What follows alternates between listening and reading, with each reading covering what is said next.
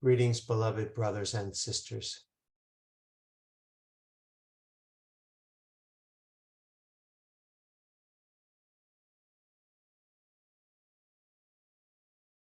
Over the course of time, as you become acquainted with a new way of understanding your situation, understanding how the ego works, learning that love is the only real thing and everything else is an illusion,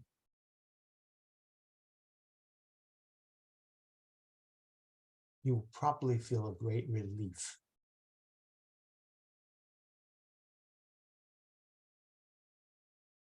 Love is so wonderful and so much better than anything else you could imagine.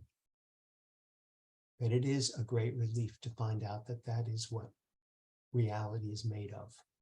The very essence of life is love itself. However, as you allow yourself to turn to love and see love where it exists, there will be a tendency to continue to create images and beliefs of what a new earth will look like. It's not uncommon to imagine the earth as it is now, but with people getting along and being happy and being kind to each other and cooperating. All of these things are quite possible with intention and will, for it is the will of the Father.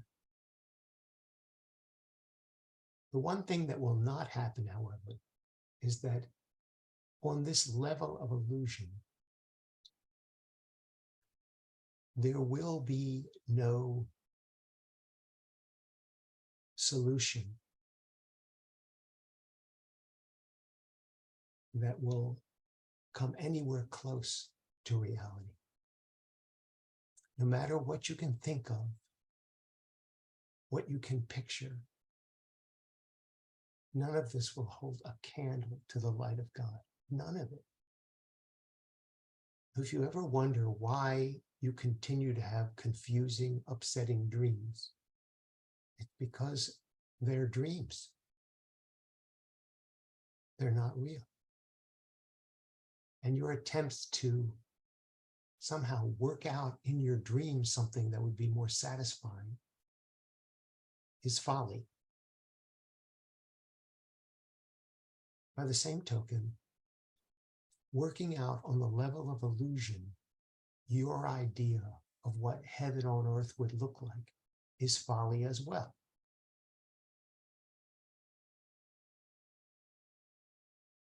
And if you continue to use concepts and your ideas of what heaven should look like and try to bring that about politically or socially or economically or anything, you will not be successful in the long run. Maybe for a period of time, you can have something that looks the way you think heaven should look, but it will not last because it is of the world of illusion.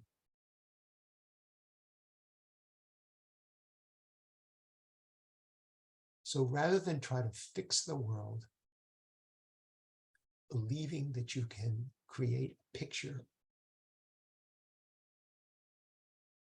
of what heaven would look like, it's better to just surrender to God's love and let what unfolds unfold without your help, without your assistance, without your resistance, without your judgment, without your discernment of whether something is good or bad. You really don't know, and you never will on this level.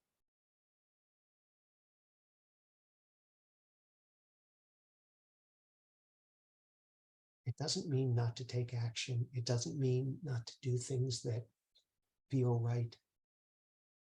but release your expectation that you can somehow fix things for everyone.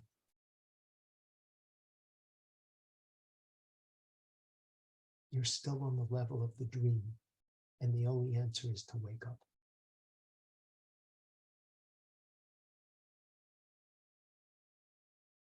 There's a story that this one likes about two boys talking to each other who are both into meditation. And one says to the other, I've been working on levitating, and I think I've almost got it. And the other is fascinated and says, really, show me how far you've got. And so the boy demonstrates how close he's come to levitating by balancing on his little butt cheeks so that 98% of his body is off the ground. The only part that's still touching the ground are his two little sits bones. And he's all excited. He says, you see, I'm almost there. I'm almost levitated. It's absurd, of course. He's no closer to levitating than if he was lying prone. And that's what happens when you try to bring about a solution on the level of thinking and the level of illusion that you currently live on. Much better to release your ideas of good and bad, right and wrong, better and worse, and everything having to do with timing. And just go for the experience of love. Open to the experience, accept the experience of love from your Father. And let that love flow through you, however it manifests. And release your judgment of whether you're doing it right, not doing it right, whether the timeline is correct. Release all of that and be only interested in love itself and just enjoy the deliciousness of being loved and being love in the world.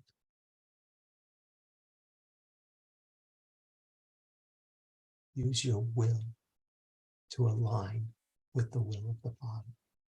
It's the best use of your time and your energy, and it will be the most rewarding. I love you very much, and I'll speak with you again soon.